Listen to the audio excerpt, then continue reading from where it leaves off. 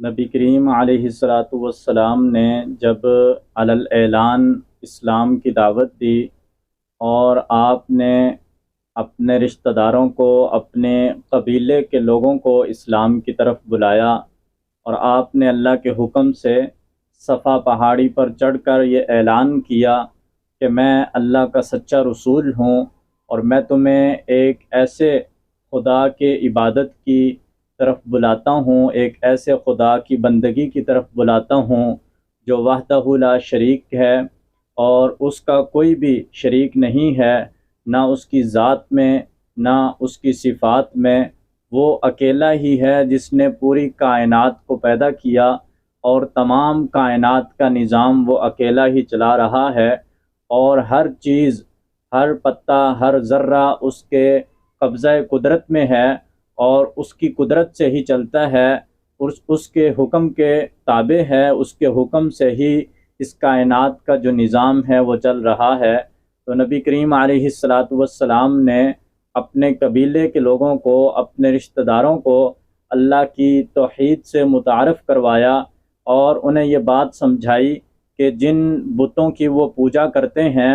اور جن باطل خداؤں کو وہ پوجتے ہیں اور جن سے جا کر وہ اپنی حاجتیں پوری کرواتے ہیں اور جن کے سامنے وہ روتے دھوتے ہیں، وہ تو اپنے نفع نقصان کے مالک نہیں ہیں، وہ خود اپنی ذات میں کوئی تصرف نہیں کر سکتے، وہ ان کی بات کو سنتے نہیں ہیں، وہ ان کی بات کا جواب نہیں دے سکتے، تو ان کی حاجتوں کو کیسے پورا کر سکتے ہیں؟ نبی کریم علیہ الصلاۃ والسلام نے جب ان کو یہ بتایا کہ تم جو اپنے آباء و اجداد کے رسم و رواج پر چل رہے ہو اور اپنے آباء و اجداد کے بنائے ہوئے ان معبودوں کی پوجا کر رہے ہو، یہ بالکل باطل ہیں اور یہ کوئی نفع نقصان نہیں پہنچا سکتے، تو اس پر نبی کریم علیہ الصلاۃ والسلام کے جو رشتہ دار تھے اور آپ کے جو قبیلے کے لوگ تھے اور جو مکہ کے مشرکین تھے، وہ آپ کے مخالف ہو گئے، اور نبی کریم علیہ الصلاۃ والسلام کو اس بات پر انہوں نے تکلیفیں دینا شروع کر دی اور آپ کو پریشان کرنا شروع کر دیا، اور نبی کریم علیہ الصلاۃ والسلام کو مختلف قسم کی دھمکیاں لگاتے تھے۔ تو نبی کریم علیہ الصلاۃ والسلام کے ساتھ اس وقت چند لوگ تھے جو مسلمان تھے، اور ان میں سے بھی زیادہ تر لوگ وہ تھے جو بالکل غریب گھرانوں کے ساتھ تعلق رکھتے تھے، اور جو بالکل نادار سے لوگ تھے، فقیر قسم کے لوگ تھے، جن کا معاشرے میں اس وقت کوئی مقام نہیں تھا، یعنی اکثریت ایسے لوگ تھے۔ ہاں، چند لوگ تھے جو بڑے سرداروں میں شمار ہوتے تھے، جو تاجر بھی تھے، مالدار لوگ تھے، جن میں حضرت ابوبکر صدیق رضی اللہ تعالی عنہ تھے کہ وہ ایک تاجر آدمی تھے جنہوں نے نبی کریم علیہ الصلاۃ والسلام کی دعوت کو سب سے پہلے قبول کیا، اور آپ کی دعوت پر لبیک کہتے ہوئے اللہ کی توحید کا اقرار کیا اور آپ کی رسالت کا اقرار کیا، اور اسی وقت سے جو نبی کریم علیہ الصلاۃ والسلام کا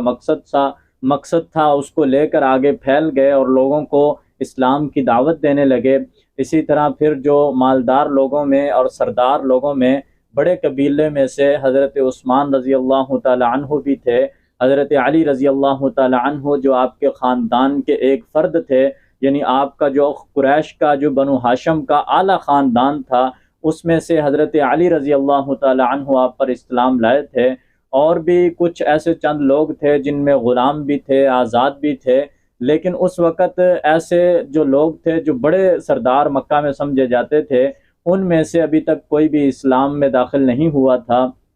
تو وہ نبی کریم علیہ الصلاۃ والسلام کو اس سے تکلیفیں دینا لگے، اور نبی کریم علیہ الصلاۃ والسلام کے جو پیروکار تھے، آپ کے جو متابعین تھے، ان کو بھی وہ تکلیفیں پہنچانے لگے اور آپ کو طرح طرح کی دھمکیاں دینے لگے۔ تو اس میں سے چند مشرکین نے اپنے سرداروں کو جمع کیا اور مشورہ کیا کہ ہم نبی کریم علیہ الصلاۃ والسلام کے جو چچا ابو طالب ہیں ان کے پاس جا کر بات کرتے ہیں، اور وہ بڑے ہیں، چونکہ اس وقت حضرت عبد المطلب کے بعد ابو طالب ہی تھے جو مکہ میں بڑے سرداروں میں شامل تھے، اور مکہ میں ان کی بات کی ایک بڑی اہمیت تھی اور ان کی بات کو مانا جاتا تھا۔ تو تمام مشرکین نے یہ مل کر مشورہ کیا کہ ہم ابو طالب کے پاس جاتے ہیں اور ان سے یہ کہتے ہیں کہ یہ جو آپ کا بھتیجا محمد ہے صلی اللہ علیہ وسلم، آپ ان کو سمجھائیں کہ وہ جس دعوت کی طرف بلا رہے ہیں لوگوں کو، اور جس چیز کی وہ دعوت لوگوں کو دیتے ہیں اور توحید کا اقرار کرواتے ہیں اور اپنی رسالت کی بات کرتے ہیں، یہاں تک تو ٹھیک ہے، لیکن وہ جو ہمارے معبودوں کو برا بھلا کہتے ہیں اور ہمارے آبا و اجداد کو جاہل کہتے ہیں، اور وہ یہ کہتے ہیں کہ آپ کے آبا و اجداد جس راستے پر چلتے رہے وہ غلط راستہ ہے، ایک باطل ہے، تو آپ ان سے یہ کہیں کہ وہ اپنے معبود کی توحید بیان کرتے رہیں، وہ اپنی رسالت کو بھی بیان کرتے رہیں، لیکن جو ہمارے معبود ہیں وہ ان کو برا بھلا نہ کہیں۔ تو یہ بات اپنے بھتیجے کو آپ سمجھائیں، ورنہ یہ ہے کہ ہمارے درمیان ایک جنگ ہوگی تو ہم میں سے ایک قبیلہ تو ضرور جنگ میں ختم ہوگا، یا ہم نہیں رہیں گے یا آپ نہیں رہیں گے۔ تو اس طرح کی وہ دھمکیاں لگا کر آپ کے نبی کریم علیہ الصلاۃ والسلام کے چچا ابو طالب کو بتا کر گئے کہ جب آپ کا بھتیجا آئے تو اس کو بٹھا کر سمجھائیں۔ جب نبی کریم علیہ الصلاۃ والسلام تشریف لائے تو آپ کے چچا ابو طالب نے نبی کریم علیہ الصلاۃ والسلام کو بلایا اور کہنے لگے کہ اے میرے بھتیجے،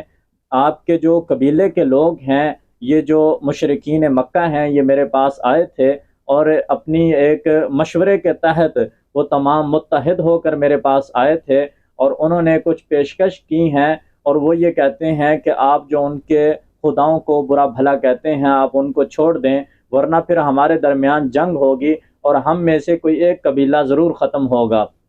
تو آپ ذرا اس بات پر غور کریں۔ نبی کریم علیہ الصلاۃ والسلام نے سمجھا کہ شاید میرے چچا ان کی باتوں کے دباؤ میں آ گئے ہیں، اور چونکہ میرے چچا پہلے میری سپورٹ کر رہے تھے اور جو بھی بندہ میرے سامنے آتا تھا میری مخالفت کرتا تھا تو میرے چچا ابو طالب میری سپورٹ کرتے تھے اور اس آدمی کے ساتھ مخالفت کرتے تھے اور میرے سامنے کھڑے ہو جاتے تھے، تو شاید مشرکین کی اور کفار مکہ کی دھمکیوں کی وجہ سے اب میرے چچا کچھ کترانے لگے ہیں اور وہ پہلو تہی کر رہے ہیں، یعنی میری سپورٹ نہیں کرنا چاہتے۔ تو پھر نبی کریم علیہ الصلاۃ والسلام نے اس وقت اپنا موقف ان کے سامنے رکھا، اور نبی کریم علیہ الصلاۃ والسلام نے ارشاد فرمایا کہ اگر یہ لوگ میرے دائیں ہاتھ پر سورج کو لا کر رکھ دیں اور میرے بائیں ہاتھ پر چاند کو لا کر رکھ دیں تو بھی میں توحید کی دعوت دینے سے باز نہیں آؤں گا۔ یعنی یہ سورج اور چاند جتنے پر نور ہیں اور کائنات میں جتنی بڑی چیزیں یہ نظر آتی ہیں، جتنی روشن اور پر نور ہیں، میں جو ہدایت لے کر آیا ہوں، میں جو دین لے کر آیا ہوں، جو مذہب لے کر آیا ہوں، جو راستہ میں ان کو دکھانا چاہتا ہوں اور جس ہدایت کی میں ان کو دعوت دیتا ہوں، جو قرآن میں ان کے پاس لے کر آیا ہوں، وہ ایک ایسا نور ہے کہ اس کے سامنے نہ تو چاند کوئی چیز ہے نہ ہی سورج کوئی چیز ہے۔ یعنی سورج ایک بڑا سیارہ ہے اور وہ پر نور ہے، تو آپ نے فرمایا کہ اگر اس کو میرے دائیں ہاتھ پہ لا کر رکھ دیں اور چاند کو میرے بائیں ہاتھ پر لا کر رکھ دیں، یعنی اتنا بڑا اگر کارنامہ بھی یہ لوگ کریں کہ مجھے چاند اور سورج لا کر دیں، دنیا کی جو چیزیں ہیں اور دنیا میں جتنی بھی چیزیں نظر آتی ہیں یہ تو معمولی چیز ہیں، تو کائنات کے اندر جو بڑے سیارے ہیں وہ تو چاند اور سورج ہیں، اگر چاند اور سورج کو بھی لا کر یہ میرے ہاتھوں پہ رکھ دیں تو بھی میں اپنے موقف سے باز نہیں آؤں گا، اپنے اس مشن سے باز نہیں آؤں گا، اور میں اللہ کی توحید کی دعوت دیتا رہوں گا اور ان باطل بتوں کو نیست و نابود کرنے کی دعوت دیتا رہوں گا اور ان کو ختم کرنے کی دعوت دیتا رہوں گا۔ آپ اگر میری سپورٹ کریں گے تو بہتر ہے، اگر آپ نہیں بھی کرنا چاہتے تو کوئی بات نہیں، آپ ایک طرف ہو جائیے، میرا خدا میرے ساتھ ہے اور میں اپنے مشن سے کبھی باز آنے والا نہیں ہوں۔ تو اس پر نبی کریم علیہ الصلاۃ والسلام کے چچا نے آپ کو فرمایا کہ بیٹا آپ غم نہ کریں، آپ تو میری جان ہیں، اپنے چچا کی جان ہیں، آپ جو بھی کام کرنا چاہتے ہیں آپ بلا کسی پریشانی کے، بغیر کسی غم اور فکر کے، بغیر کسی خوف کے آپ اپنا کام جاری رکھیں، اپنے مشن کو جاری رکھیں، اور جو بھی تمہاری طرف کوئی آنکھ اٹھا کر دیکھے گا تو میں جب تک زندہ ہوں میں اس کو آپ کی طرف میلی آنکھ سے دیکھنے بھی نہیں دوں گا اور آپ کی طرف اس کو آگے نہیں بڑھنے دوں گا۔ تو نبی کریم علیہ الصلاۃ والسلام نے کفار مکہ کو اور مشرکین کو دو ٹوک الفاظ میں ان کو بتا دیا کہ اللہ نے جو ذمہ داری دے کر مجھے دنیا میں بھیجا ہے اور جس ہدایت کے ساتھ اللہ تعالیٰ نے مجھے دنیا میں بھیجا ہے، مبعوث فرمایا ہے، جس مشن اور مقصد کے لیے اللہ تعالیٰ نے مجھے بھیجا ہے، میں اس کو ضرور پورا کر کے رہوں گا، اور میں اللہ تعالیٰ کی توحید کی دعوت ہمیشہ دیتا رہوں گا یہاں تک کہ یہ تمام لوگ اللہ کی توحید کا اقرار کریں اور یہ جو بھٹکے ہوئے انسان ہیں یہ راہ راست پر آ جائیں اور تمام باطل بتوں کو چھوڑ کر، باطل خداؤں کو چھوڑ کر ایک اللہ وحدہ لا شریک کے سامنے سر جھکا لیں۔